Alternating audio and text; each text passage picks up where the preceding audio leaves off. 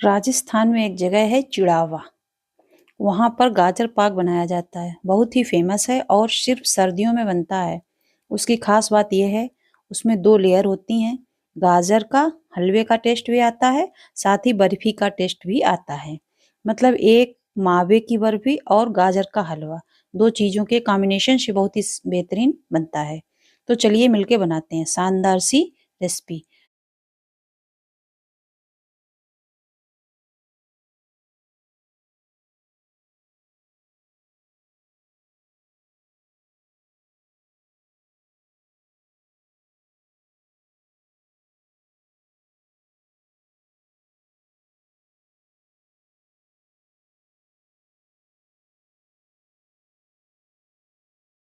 Hello friends, welcome back to Janvi की रसोई।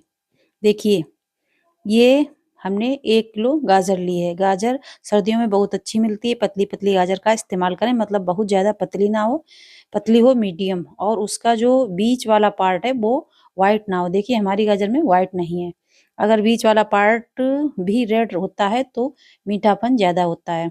गाजर को यहाँ पे अच्छी तरह से पील कर लिया, और पील पील करने के बाद भी एक बार अच्छी तरीके से धो लें, जिससे कि ज़्यादा बेहतर रहता है धोने से। इससे क्या होता है कि जो बीच में मिट्टी फँसी रहती है ना, वो निकल जाती है। अब क्या करना है, अब इस गाजर को हम यहाँ पे कद्दूकस कर लेते हैं। तो यहाँ पर गाजर पूरी तरह से कद्दूकस कर ली गई है, और अब सीधा हम इसको कढ़ाई में डालते हैं। हल्का सा सॉफ्ट करेंगे पहले हाई हीट पे। हम इसको थोड़ा पकाएँगे। पकाने से क्या होता है, थोड़ा सॉफ्ट हो जाएगी और नीचे को की तरफ बैठ जाएगी। इसके बाद ही हम चीनी डालेंगे, और चीनी के बारे में आप एक छोटा-सा साइंस मैं आपको बताऊँगी। यहाँ पे देखिए, चीनी के साथ में अगर पहले थोड़ा-सा पकाया जाता है, जो गाजर हमने ग्रेट करी है उसका दाना हल्का-सा स्टेबल होता है। मतलब बिल्कुल सॉफ्ट नहीं होएगा। ये इसकी कहानी है। और चीनी अगर थोड़ी देर बाद में आप डालते हैं तो उससे क्या होगा कि दाना बहुत ज़्यादा मुलायम हो जाता है। चीनी गाजर के दाने को थोड़ा-सा शक्ति प्रदान करती है। अगर देसी भाषा में बोलूँ तो जो गाजर है वो बिल्कुल मैश नहीं होएगी, थोड़ी वैसी रहेगी, शक्ति प्रदान करेगी चीनी उसको। अब हम यहाँ पर चीनी डाल देंगे, थोड़ा-सा पकाएँगे, उसके बाद में हम दूध ऐड करेंगे। अब चीनी यहाँ पे पूरी तरह से मेल्ट हो गई, आपको दिख रही है मेल्ट हो गई। अब हम इसमें दूध डालते हैं। दूध हम यहाँ पे 1 लीटर का इस्तेमाल करेंगे। फुल फैट दूध के साथ में जब गाजर को इस तरीके से पकाया जाता है तो स्वाद और निखर जाता है। अब हाई हीट पे दूध को रिड्यूस होने दीजिए। लगभग 15 से 20 मिनट हमको लगेंगे, और अब देखिए दूध पूरी तरह से गायब हो गया। अच्छी तरीके से हम इसको फुल फ्लेम पे कुक करेंगे। तो धीरे-धीरे क्या होएगा कि जो हमारा दूध है वो सारा रिड्यूस हो जाएगा। अच्छा फ्रेंड्स, आप हमारा चैनल कहाँ से देख रहे हैं? प्लीज़ कमेंट करके बताइए, जिससे हमें ये पता चले कि हमारी जो वीडियो है वो कहाँ-कहाँ तक देखी जाती है, और किस सिटी से, किस कंट्री से लोग देखते हैं। और अगर आपको पसंद आती है तो प्लीज़ लाइक कीजिए, शेयर कीजिए, सब्सक्राइब कीजिए, कमेंट करके हमको बताइए कि आपको हमारी बनाई हुई रेसिपी अच्छी लगती हैं कि नहीं। चलिए देखिए, गाजर जो है हमारी, इसका पूरा दूध जो है वो सूख गया है। अब यहाँ पे क्या करेंगे, स्वाद बढ़ाने के लिए मैंने यहाँ पे 2 बड़े चम्मच घी का इस्तेमाल किया। आप देख रहे हैं इसमें हमने घी डाल दिया। इससे क्या है, स्वाद तो बढ़ेगा ही, साथ में मिठाई जो है, मतलब हमारी पाक है जो, अंदर से एक बढ़िया शाइनिंग आ जाएगी। इसी के साथ में एक बढ़िया सी खुशबू के लिए मैं इसमें इलायची पाउडर का इस्तेमाल कर रही हूँ। ये लगभग 4-5 इलायची का पाउडर फ्रेश कूट के रखा है, पूरा नहीं डालूँगी। ये आपको वीडियो में नहीं दिख पाया, हमने डाला था तो उस टाइम कैमरा हमारा बंद हो गया, लेकिन आप डाल दीजिए। थोड़ा सा बचा लिया मैंने बाद में डालने के लिए। सबका ये पानी यहाँ पे पूरी तरीके से, जब ये जो हम जो कुक कर रहे हैं इसका अच्छी तरीके से पानी सूख गया है, तब रिड्यूस हो गया है, तब आप देख सकते हैं कढ़ाई में हमारी बिल्कुल सूख गया है ना। यहाँ पे कढ़ाई में हल्का सा गाजर को अगर साइड में करेंगे इस तरीके से, तो ये पूरा रिड्यूस हो जाना चाहिए। मतलब बिल्कुल पानी नहीं रहना चाहिए, थिकनेस आ जानी चाहिए, एक तरीके से हिंदी में कहें टाइट हो जाना चाहिए, जैसे हम हलवा बनाते हैं। कढ़ाई को अब मैं नीचे फ्लेम से उतार लेती हूँ।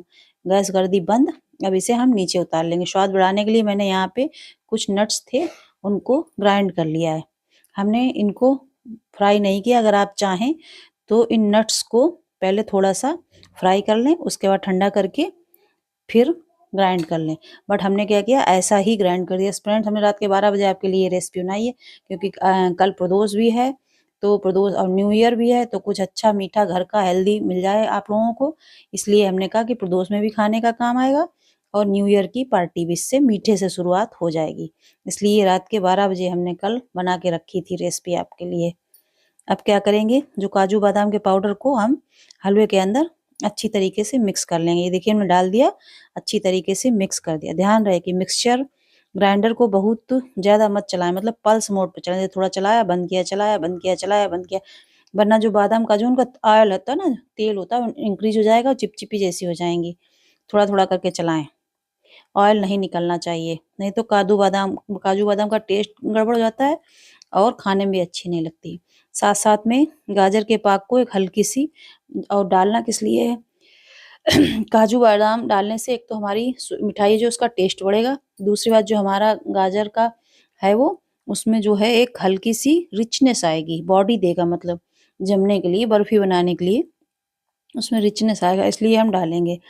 मतलब कि इसका अगर आप बर्फी काटेंगे तो आसानी से कट जाएगी और स्टेबल स्टेबल भी रहेगी।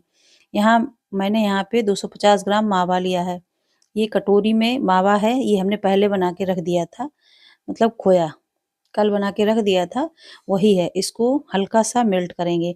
मेल्ट करने के लिए थोड़ा सा इसमें हमने दूध डाल दिया है। बहुत हल्का सा दूध डालेंगे, ज़्यादा नहीं डालेंगे, बहुत ज़्यादा नहीं डालना, लगभग 2-3 चम्मच दूध डाल दीजिए। आप कह सकते हैं यहाँ पे इसको सॉफ्ट करना है। अच्छा, अगर मावा आप घर में बना रहे हैं तो पहले से ही थोड़ा सॉफ्ट रखिए, तो बाद में दूध नहीं डालना पड़ेगा। शुद्ध अगर बिल्कुल घर में बना रहे हैं, सॉफ्ट करना है, एक बढ़िया सा कलर आ जाए। इसके लिए मैंने यहाँ पे कुछ केसर के इसमें दाने डाल सकते हैं, मैंने नहीं डाले हैं, क्योंकि हम जब व्रत के लिए बनाते हैं तब कोई भी चीज़ ऐसी नहीं डालते, ना कलर ना केसर, कुछ नहीं। वैसे खा लेते हैं लोग, लेकिन पता नहीं मार्केट में शुद्ध है कि उसमें कलर इंक्रीज है, इसलिए हमने इसमें जो है केसर के धागे नहीं डाले। और जो इलायची थी वो हमने उसमें रबड़ी में बनाते टाइम डाल दी थी, तो वो उसमें पड़ी है इलायची पाउडर। इसके साथ इसको लगातार चलाते रहिए। अब मैं इस्तेमाल कर रही हूँ दो, मतलब अब देखिए एक ये बॉक्स लिया, इसमें हमने ये बटर पेपर जो बिछा दिया, इसमें क्या है कि इसके कॉर्नर कट कर देना। बटर पेपर या जो भी आपके पास हो पेपर, सिल्वर फॉयल, इसको बिछाने से ये होगा, क्योंकि बहुत थिक तो बनेगा नहीं पेड़ा जैसा, तो निकालने में ईजी रहेगा, आपको निकालने में कोई दिक्कत नहीं होगी। अगर ना हो तो आप प्लेट में जमा लीजिए, वो भी आपका सही रहेगा, बट इसमें अच्छे से सेट हो जाएगी, इसलिए हमने इसमें जो है फैला दी। फैलाने के बाद इसको इस तरीके से हम दबा दबा के फैलाएंगे, जिससे कि जो हलवा है अच्छे से सेट हो जाए। ये देखिए कलछी है जिससे हमने बनाया था ना हलवा, उसी से हमने इसको बहुत अच्छे से दबा दबा के सेट कर दिया। अच्छा फ्रेंड्स, ये बना ऐसे भी बहुत टेस्टी था खाने में। जैसे हमारे बच्चे हैं ना, तो वो नहीं रबड़ी वाला खाने को तैयार, तो हमने उनके लिए ऐसे भी निकाल के रखा था, तो उन्होंने खाया, तो हमने टेस्ट किया था, बहुत टेस्टी था। उसके बाद ये देखिए, ये जो रबड़ी थी, अब फ्रेंड्स पता है हमसे क्या मिस्टेक हो गई, हमारी ये जो रबड़ी थी ये थोड़ी पतली हो गई।